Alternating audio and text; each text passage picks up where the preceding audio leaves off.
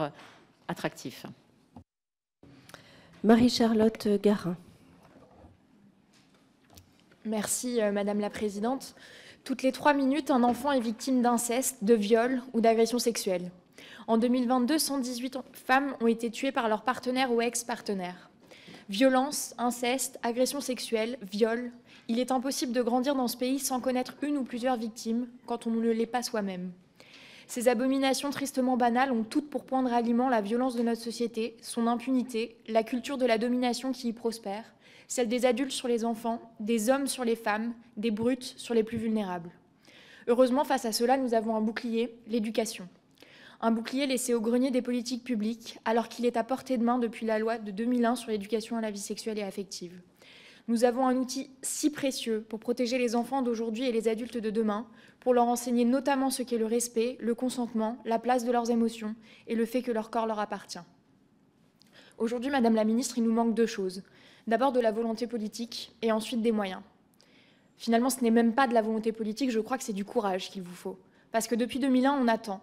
Et puisque vous reconnaissez que l'éducation à la vie sexuelle et affective est un outil de prévention, imaginez combien de victimes nous aurions pu peut-être éviter pendant ces 23 ans d'inaction.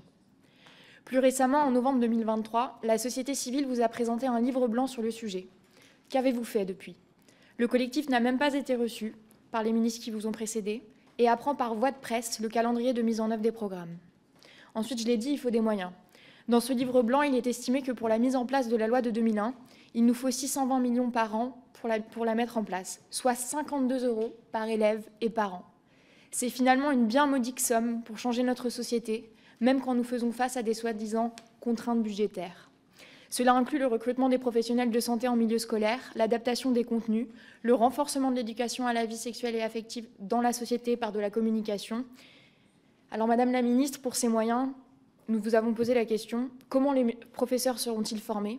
Quel financement sera sanctuarisé pour les associations qui interviennent dans les établissements scolaires? Où est la ligne budgétaire qui correspond dans le budget qui sera soumis à l'Assemblée nationale?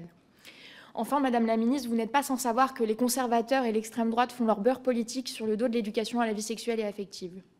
Cette instrumentalisation, elle est le signal criant d'une bêtise profonde.